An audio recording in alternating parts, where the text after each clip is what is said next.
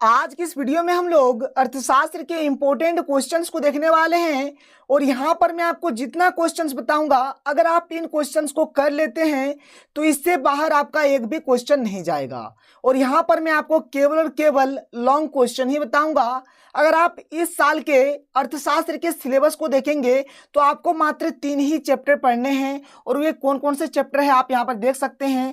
जैसे कि आपको पहला चैप्टर पढ़ना है भारतीय अर्थव्यवस्था के क्षेत्रक, दूसरा चैप्टर आपको पढ़ना है मुद्रा और साख, और तीसरा चैप्टर आपको पढ़ना है वैश्वीकरण और भारतीय अर्थव्यवस्था। और देखिए, ये जो आपको मैं अभी इंपॉर्टेंट क्वेश्चन बताने वाला हूं, अगर आप इस वीडियो को अच्छे तरीके से देखते हैं और यहाँ पर मैं आपको जितना क्वेश्चन बताऊंगा अगर आप क्वेश्चंस को नोट कर लेते हैं तो देखिए यकीन मानिए एक भी क्वेश्चन इससे बाहर तो आपका जाएगा नहीं। और जो आपका लॉन्ग क्वेश्चन हो रहा है ना, लॉन्ग क्वेश्चन, तो लॉन्ग क्वेश्चन आपका दो तरह से आएगा। एक आपका आएगा 4 नंबर वाला और एक आपका आएगा 5 नंबर वाला, यानी टोटल मिलाकर आपको यहाँ से 9 नंबर हो जाएगा, यानी 9 नंबर का तैयारी हो जाएगा आपका। और एक चीज जान लीजिए, देखिए 4 नंबर वाला ये जो क्वेश्चन आएगा ये हमारा अथवा में रहेगा। अथवा मतलब समझ पा रहे हैं कि ऊपर में आपका एक क्वेश्चन रहेगा, अथवा रहेगा, नीचे में आपका एक क्वेश्चन रहेगा। यानी आपको ऊपर वाला क्वेश्चन आता था आप ऊपर वाले का आंसर दीजिए, या फिर आपको नीचे वाला आता था आप नीचे वाले, मतलब दोनों में से कोई एक क्वेश्चन का आंसर आपको देना है। बात समझ में आ रहा है। अथवा का एक फायदा है कि या तो आप ऊपर वाले क्वेश्चन का आंसर दीजिए या फिर आप नीचे वाले क्वेश्चन का आंसर दीजिए, आपका जो मन है आप उसी का आंसर दीजिए।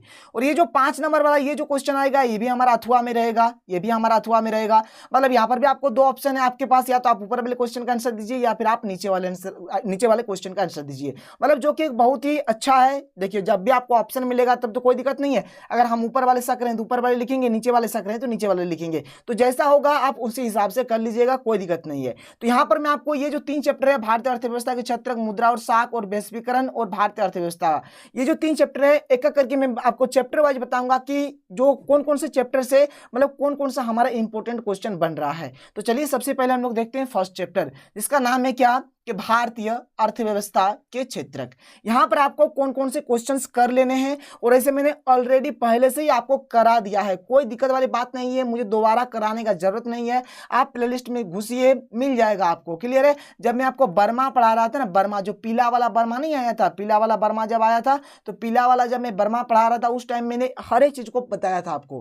खैर कोई दिक्कत नहीं है, आपने अभी तक पढ़ लिया होगा। चलिए क्वेश्चन को देखते हैं। पहला क्वेश्चन देखिए कि प्राथमिक क्षेत्रक, द्वितीय क्षेत्रक और तृतीय क्षेत्रक की व्याख्या करें, जो कि इंपॉर्टेंट है। अगला देखिए तृतीय क्षेत्रक अन्य क्षेत्रकों से अलग कैसे है, सोदाहरण व्याख्या करें। मतलब ये जो तृतीय क्षेत्रक है ये प्राथमिक क्षेत्रक और द्वितीय क्षेत्रक दोनों से डिफरेंट है। क्यों है डिफरेंट आपको बताना है।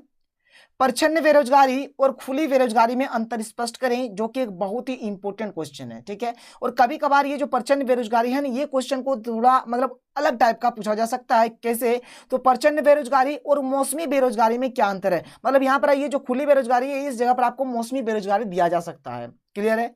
अगला क्वेश्चन देखिए कि प्रच्छन्न बेरोजगारी से आप क्या समझते हैं, शहरी और ग्रामीण क्षेत्रों की उदाहरण देकर व्याख्या करें। आपको तो प्रच्छन्न बेरोजगारी के बारे में बताना है और यहाँ पर आपको शहरी क्षेत्र और ग्रामीण क्षेत्र दोनों के आधार से आपको उदाहरण देकर समझाना है, क्लियर है। आगे बढ़ें, आगे देखिए आर्थिक गतिविधियां रोजगार की परिस्थितियों के आधार पर कैसे वर्गीकृत की जाती है। यह क्वेश्चन शायद आपको समझ में नहीं आया, लेकिन यहाँ पर देखिए अथवा में है। मतलब ये वाला क्वेश्चन और ये वाला क्वेश्चन सेम टू सेम है। क्या है कि संगठित और असंगठित क्षेत्र के बीच आप विभेद कैसे करेंगे, अपने शब्दों में व्याख्या करें, जो कि मोस्ट इंपोर्टेंट क्वेश्चन है सर। ये भी एक मोस्ट इंपोर्टेंट क्वेश्चन है, आप कर लीजिएगा, ये क्वेश्चन आने का बहुत ज्यादा चांस है। आगे देखिए असंगठित क्षेत्र के श्रमिकों का शोषण किया जाता है। क्या आप इस विचार से सहमत है, अपने उत्तर के समर्थन में कारण दें। यह भी एक इंपॉर्टेंट क्वेश्चन है।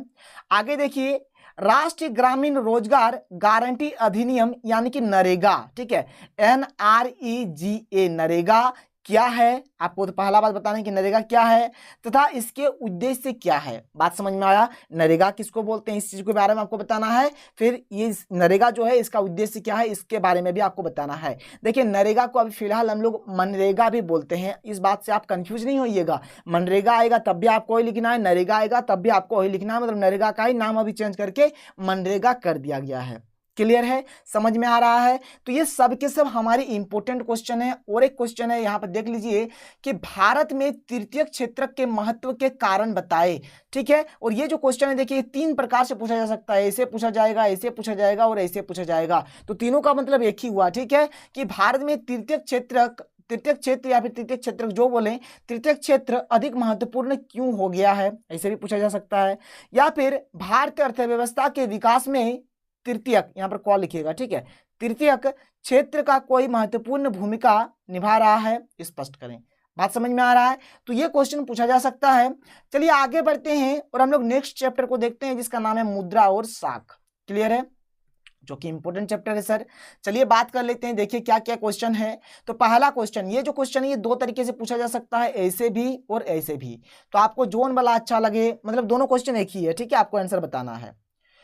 मुद्रा आवश्यकताओं की दोहरे संयोग की समस्या को किस प्रकार सुलझाता है, अपनी ओर से उदाहरण देकर समझाइए। बात समझ में आ रहा है? जो मुद्रा है वह आवश्यकताओं की दोहरे संयोग की समस्या को किस प्रकार सुलझाता है, आपको बताना है। क्लियर है सर? समझ में आया? चलिए आगे बात करें। ये जो क्वेश्चन है ये कुछ इस प्रकार से भी पूछा जा सकता है कि मुद्रा के प्रयोग से वस्तुओं के विनिमय में सहूलियत कैसे आती है। मतलब इस प्रकार से पूछा जाए या फिर इस प्रकार से पूछा जाए, दोनों का मतलब एक ही है और दोनों इंपॉर्टेंट, मतलब एक्चुअल में एक ही तो क्वेश्चन है ना, ये एक इंपॉर्टेंट क्वेश्चन है, ये एक इंपॉर्टेंट क्वेश्चन है, ठीक है। आगे देखिए, विकास में ऋण की भूमिका का विश्लेषण करें। मतलब विकास में ऋण का क्या रोल है, इसके बारे में आपको बताना है। अतिरिक्त मुद्रा वाले लोगों और जरूरतमंद लोगों के बीच बैंक किस प्रकार मध्यस्थता करते हैं। बात समझ में आया? आगे बढ़ें, अगले क्वेश्चन को देखिए। क्या कारण है कि बैंक कुछ कर्जदारों को कर्ज देने के लिए तैयार नहीं होते। यह भी इंपॉर्टेंट क्वेश्चन है। जोखिम वाली परिस्थितियों में ऋण कर्जदार के लिए और समस्याएं खड़ी कर सकता है, स्पष्ट करें। One of the most important question.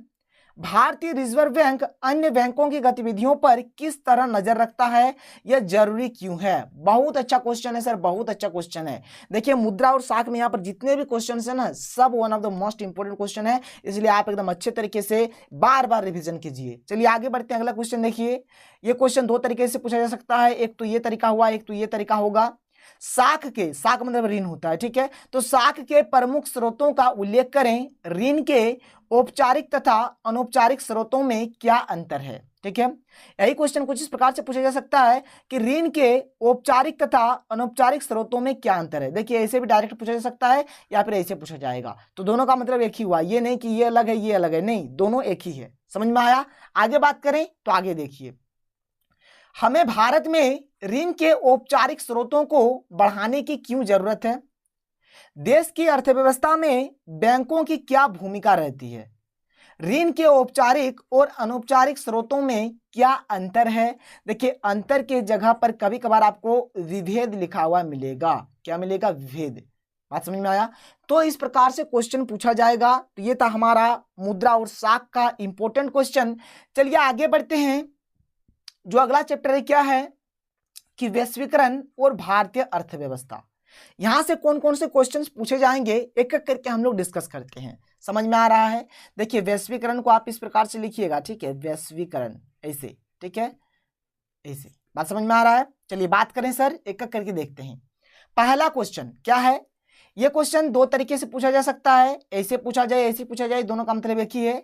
वैश्वीकरण से आप क्या समझते हैं, स्पष्ट करें। मतलब वैश्वीकरण के बारे में आपको बताना है। या फिर क्वेश्चन देखिए कुछ इस प्रकार से पूछा जा सकता है आपको कंफ्यूज करने के लिए कि वैश्वीकरण से आप क्या समझते हैं। वैश्वीकरण की अवधारणा किन तथ्यों पर निर्भर करती है। आगे देखिए, वैश्वीकरण का प्रभाव एक समान नहीं है, इस कथन की व्याख्या कीजिए। विदेशी व्यापार तथा विदेशी निवेश में अंतर स्पष्ट करें। व्यापार और निवेश नीतियों का उदारीकरण वैश्वीकरण प्रक्रिया में कैसे सहायता पहुंचाती है, जो कि एक अच्छा क्वेश्चन है। आगे बात करते हैं, आगे देखिए, विदेशी व्यापार विभिन्न देशों के बाजारों के एकीकरण में किस प्रकार मदद करता है, व्याख्या करें। और यह क्वेश्चन को कुछ इस प्रकार से भी पूछा जा सकता है कि विदेशी व्यापार के क्या लाभ है। तो दोनों का मतलब आपका एक ही हुआ। आगे देखिए, व्यापार और निवेश नीतियों का उदारीकरण वैश्वीकरण प्रक्रिया में कैसे सहायता पहुंचाती है, किन्हीं चार का उल्लेख करें, जो कि एक इंपॉर्टेंट क्वेश्चन है। भारत सरकार द्वारा विदेशी व्यापार एवं विदेशी निवेश पर अवरोधक लगाने के क्या कारण थे, इन अवरोधकों को सरकार क्यों हटाना चाहती थी। ये सर ये वाला जो क्वेश्चन है ना, one of the most important question है, यानी कि वेरी वेरी इंपॉर्टेंट क्वेश्चन है। ऐसे तो सभी इंपॉर्टेंट क्वेश्चन है, लेकिन ये सबसे इंपॉर्टेंट है। बात समझ में आ रहा है? चलिए आगे बढ़ते हैं। आगे देखिए, यही हमारा जो 2 क्वेश्चन है, ये हमारा इकोनॉमिक्स का लास्ट इंपॉर्टेंट क्वेश्चन है। फिर देखिए मैंने आपको पहले ही हिस्ट्री का बता दिया है, इतिहास का मैंने बता दिया है, यह आपका इकोनॉमिक्स का भी हो गया। मैं जल्दी आपको पॉलिटिकल साइंस और जियोग्राफी का भी बता दूंगा। आप लोग टेंशन मत लीजिए, एकदम अच्छे तरीके से पढ़िए, कोई दिक्कत नहीं है, मैं हर एक चीज को कंप्लीट कर दूंगा। देखिए क्वेश्चन क्या है कि दूसरे देशों में बहुराष्ट्रीय कंपनियां किस प्रकार उत्पादन या उत्पादन पर नियंत्रण स्थापित करती है। और जो लास्ट क्वेश्चन क्या है कि श्रम कानूनों में लचीलापन कंपनियों की कैसे मदद करेगा। तो यहीं तक हमारा लास्ट इंपॉर्टेंट क्वेश्चन था। तो चलिए मिलते हैं अगले वीडियो में। अगर वीडियो पसंद आया है तो वीडियो को लाइक कर दें, और अगर आपने अभी तक हमारे चैनल को सब्सक्राइब नहीं किया है तो सब्सक्राइब करके बेल के आइकन को प्रेस कर लें, और इस वीडियो को जितना हो सके आप अपने सभी भाई बहन दोस्तों के साथ शेयर करें, ताकि उन्हें भी पता चले कि किस प्रकार से तैयारी करना है। और देखिए मैं 100% गारंटी लेता हूं कि यही सब क्वेश्चंस आएंगे, एक भी क्वेश्चन इससे बाहर नहीं आएगा। अगर बाहर आएगा तब आप हमें बोलिएगा कि सर आप ये गलत पढ़ा रहे हैं, आप मतलब जो सो बक रहे हैं। एकदम मैं गारंटी ले रहा हूं, 100% गारंटी कि यही सब क्वेश्चंस आपके आने वाले हैं, इससे आपका एक भी क्वेश्चन बाहर नहीं जाएगा। मतलब यहां पर अगर आप ये कर लेते तो 9 नंबर आपका कोई नहीं ले सकता सर, 9 नंबर आपके जेब में घुस जाएगा। तो चलिए मिलते हैं अगले वीडियो में। Thank you.